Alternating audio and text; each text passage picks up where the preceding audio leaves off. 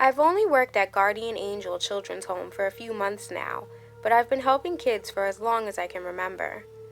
When looking for a new job, I always look up the place before I apply. This place had such good reviews, they even own a few hospitals. Before this, I used to work at an elementary school, a juvenile detention center, and 2 other orphanages. This one is a lot smaller than the previous ones I worked at. There are only about 30 children living here and 4 staff members, including myself. I'm a nurse. There's also a house mother, a cook, and a custodian that work here. Like many of the kids living here in the orphanage, I know nothing about my background or family history. I could have been born into a religious cult for all I know. I don't even know the actual date of my birth, just what I've been told, and my paperwork says November 28th. I was also told that my parents were killed in a car accident when I was still an infant. They went out for dinner and were sideswiped by a tractor trailer. Luckily for me, they left me at home with a babysitter.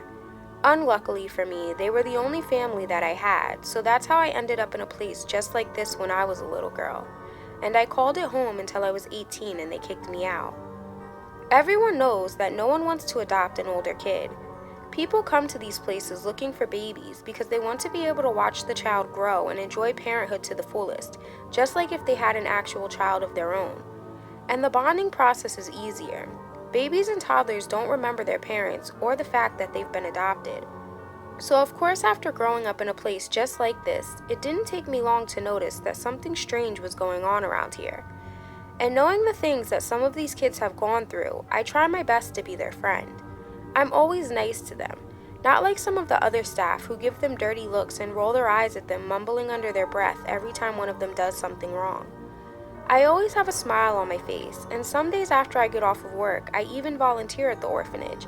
I play board games with the kids, or put together puzzles, or sometimes I read to them. And this year for Christmas, I plan on bringing in gifts for all of the children. Just little knickknacks or trinkets that I pick up at flea markets for less than $1 on the weekends, but it's the thought that counts. Anyways, like I was saying, when I got the job here a few months ago, I started to notice some things that never occurred at the other orphanages I worked at. The children here are weighed and measured every single day, and they are given physicals once a week. They only feed them healthy food, and they have to exercise for hours a day. When I asked about it, the house mother told me that at Guardian Angel Children's Home, we want to keep the children as healthy as possible.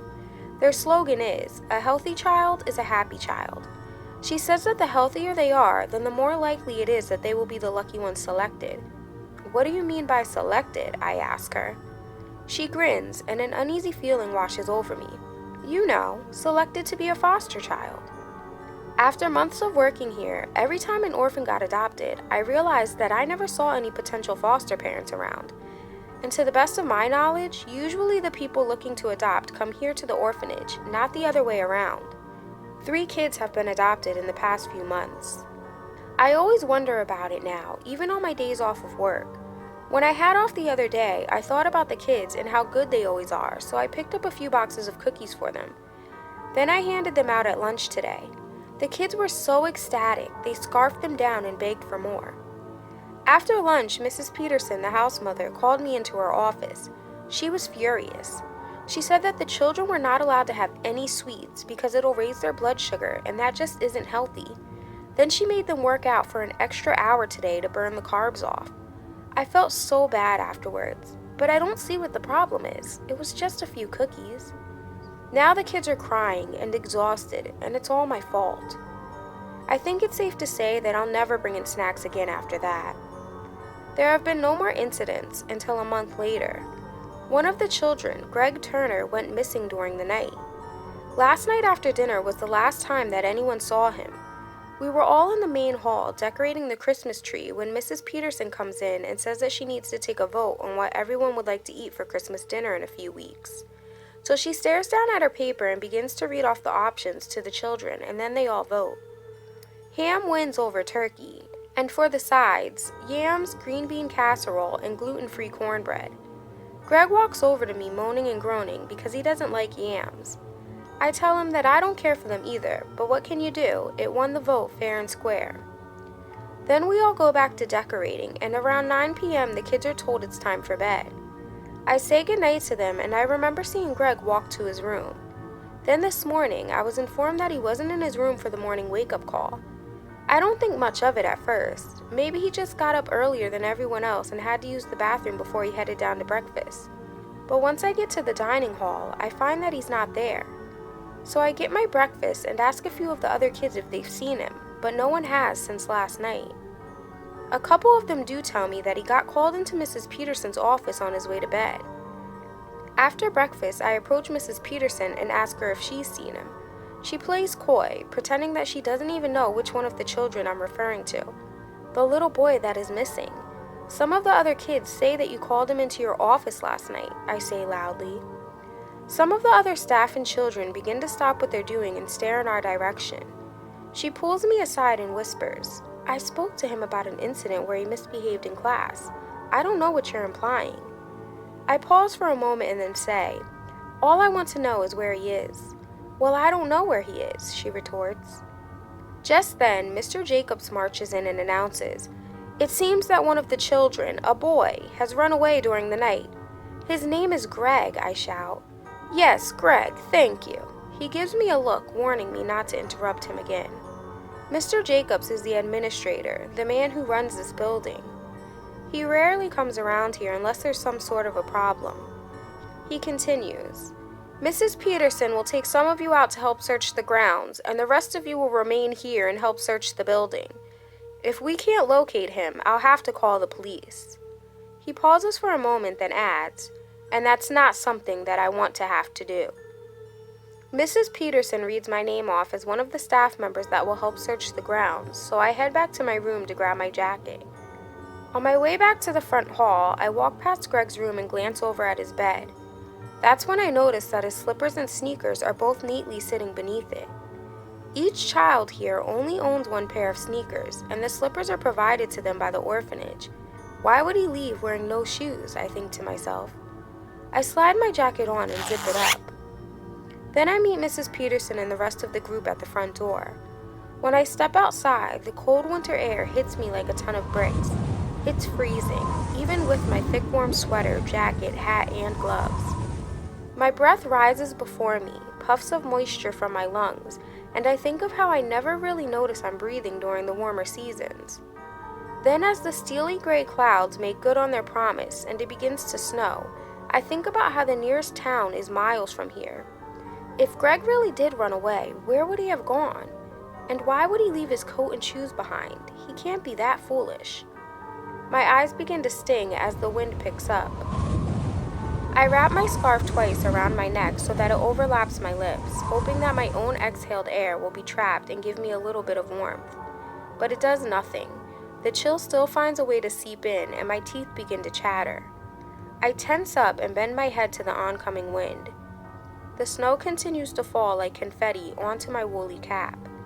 We search the woods all morning but find no sign of Greg. Around noon, Mrs. Peterson rounds us all up and we head back to the orphanage for lunch. I hope they are serving a nice hot bowl of soup today, I think to myself.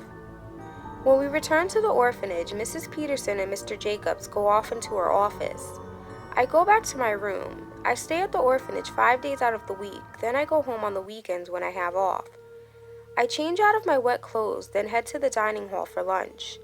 I overhear some of the kids saying that they haven't found Greg here in the building either. Then a little girl named Elizabeth walks past the table I'm sitting at and I spot a fresh bruise on her arm. I call her over and question, "What happened, sweetheart?" She points across the dining hall at Mrs. Peterson. "Did you get into trouble for something?" She nods her head, then tears begin to stream down her cheeks as she answers, "She found out that I helped Greg get away." I send Elizabeth on her way and then approach Mrs. Peterson and tell her that I need to speak to her. She escorts me back to her office and I take a seat. "What is going on?" I ask.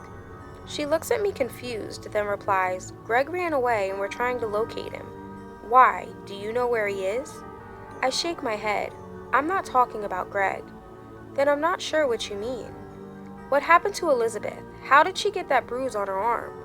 "She probably fell while she was playing. She's a very rambunctious little girl." "I know something's going on here. I know you put that bruise on her, and I know you called Greg to your office last night and now he's disappeared. Miss Alice, I assure you I'm nothing but nice to the children. I do everything in my power to make them happy. What really happened to Mikey, Lindsay, and Tobias? I ask. I've already told you that those children have all been adopted. And what about Greg? Has he been adopted too? I shouldn't be telling you this, but yes, Greg is in the process of being adopted.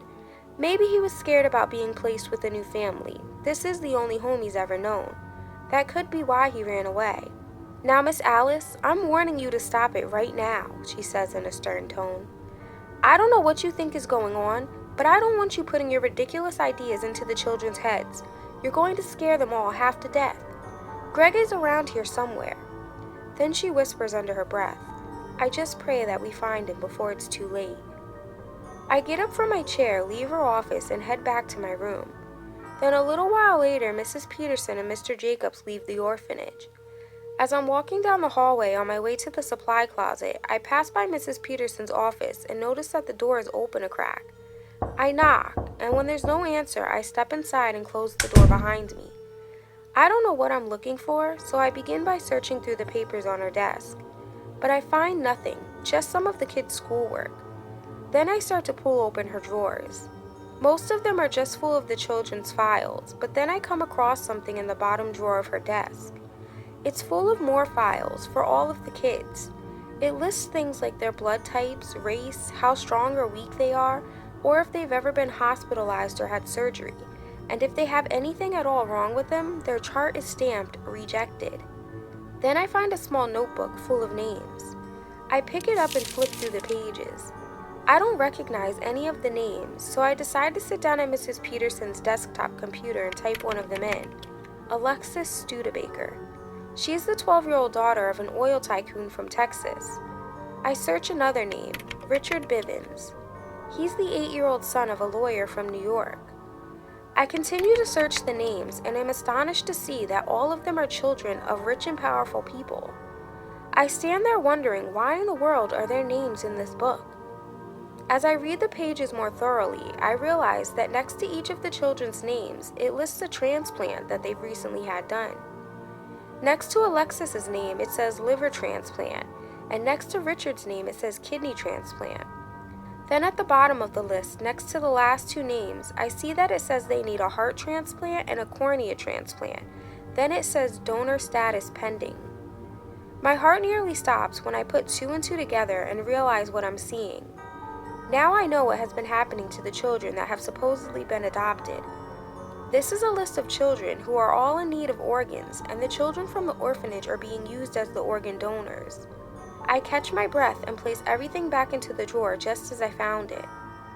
I reach for the phone to call the police, but just as I do, I hear a set of footsteps coming down the hall, so I dash out of there. Later that night after dinner, there's an announcement made that Greg has been found out in the woods. When I begin to question his whereabouts, all I'm told is that he's been taken to the hospital. The children quietly head to their rooms to change into their pajamas and get ready for bed. Then I play chutes and ladders with some of them until bedtime. That night, I toss and turn for hours, contemplating what to do. I know that I need to get in touch with the police, but there are no phones in the orphanage except for the one in Mrs. Peterson's office, and I'm not sure if I can trust any of the other staff. They could be in on it too. 11 o'clock morphs into 12, and then 1. Finally, I fall asleep while staring at the neon numbers on the clock next to my bed. Then at 3 a.m., I'm jolted awake by knocking at the front door of the orphanage. It's soft at first, but quickly grows louder.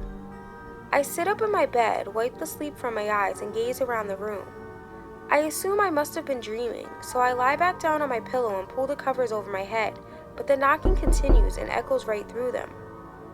After another minute, I surrender, throw back the covers, and then slide my feet into my slippers and tiptoe out into the hallway. No sooner do I make it out there and peek over the banister, do I see Mrs. Peterson open the front door a crack, and a gust of wintry wind comes blowing in. As my eyes travel downward, they meet the faces of Greg and Elizabeth, the little girl that I saw earlier today with a bruise on her arm. Greg's face looks extremely pale. Mr. Jacobs is waiting on the other side of the door. He reaches out his hand to Elizabeth, but she looks hesitant to take it. Mrs. Peterson gives her a little nudge out the door, then Mr. Jacobs grabs her by the arm and escorts her down the long walkway. I rush back into my room and over to the window. I see a fancy black car sitting out front. A chauffeur walks around to the back and opens the door. Then a man that I've never seen before steps out. He looks old. He's wearing a black suit and he walks with a cane. The man shoves Elizabeth inside. Then he stands there next to the car, patiently waiting for Mrs. Peterson. She's making her way down the walkway, dragging Greg along behind her. But he doesn't want to go with her. He's trying to get away. I race back out of my room, down the stairs and out the door. Just as I make my way outside onto the porch, I see Greg being shoved into the car by the man. I dash back inside, and as I peek through a crack in the door, I see the man reach into the car, retrieve an envelope, and hand it to Mr. Jacobs. He smirks, an evil, sinister smirk that spreads from ear to ear as he lifts something from the envelope. It's money. He begins to count it. Then he splits the stack in half and stuffs one half into his pocket and gives the other half to Mrs. Peterson. Then the man gets into the car and it speeds away. I dart up the stairs and back to my room before anyone sees me. I lay awake the rest of the night thinking that my best bet is just to wait a few more days until Friday. Then, when I leave for the weekend, I'll go straight to the police. It's just too risky to try to get back into Mrs. Peterson's office again to try to use the phone. But the next day, she pulls me aside after breakfast. "You were up late last night." I give her a confused look. "What do you mean?" "Tracy said she woke up last night to go to the bathroom, and when she passed by your bedroom, she said she didn't see you in there." Damn it, I think to myself. I ran out of there so fast last night that I forgot to close my door.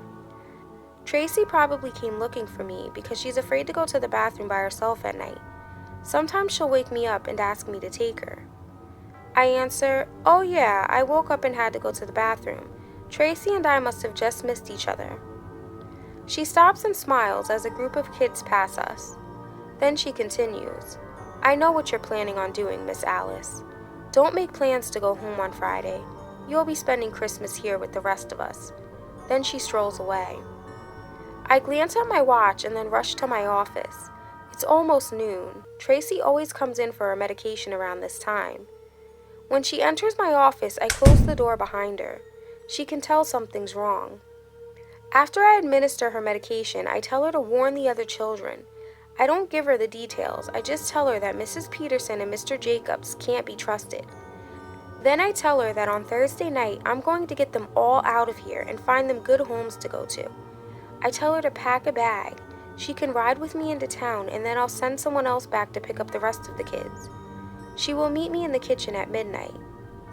For the next few days, things go on as usual. Today is Thursday, 3 days until Christmas. Just before bedtime, Mrs. Peterson makes an announcement for everyone to come to the dining hall. On my way there, my heart starts to beat out of my chest. Does she know about tonight? When I enter the dining hall, Mrs. Peterson and the cook, Mr. O'Hara, are standing at the front of the room. One of the children is passing out styrofoam cups to everyone. Then Mrs. Peterson picks up a kettle and begins to go around behind him and pour hot cocoa into each of the cups. She says that this is something special she decided to do this year for the kids for Christmas since they have all been so good. She pours some into my cup, and as I take a sip, I think, this tastes very sweet. Why is she being so nice? She never lets them have anything that's not healthy. After finishing my hot cocoa, I begin to feel so tired, so I head upstairs to bed. I want to make sure that I get up and meet Tracy at midnight.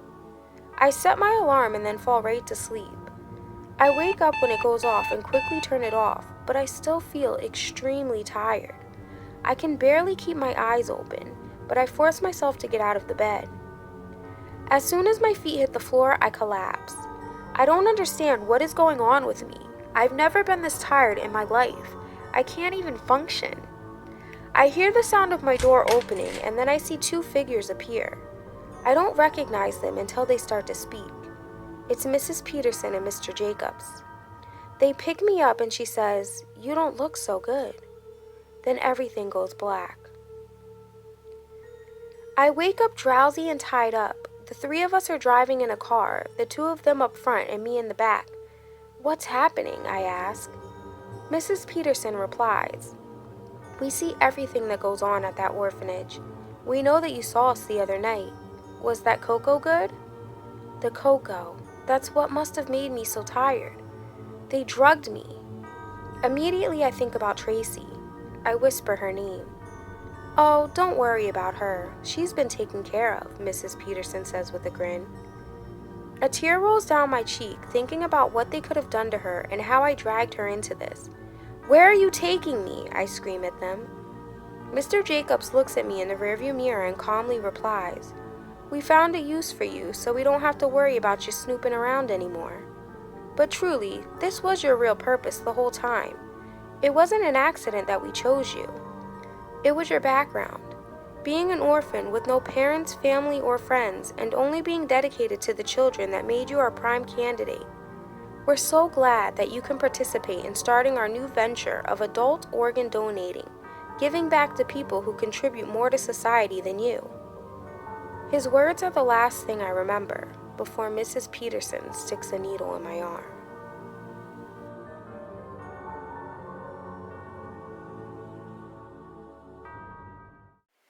Don't forget to subscribe for new stories weekly.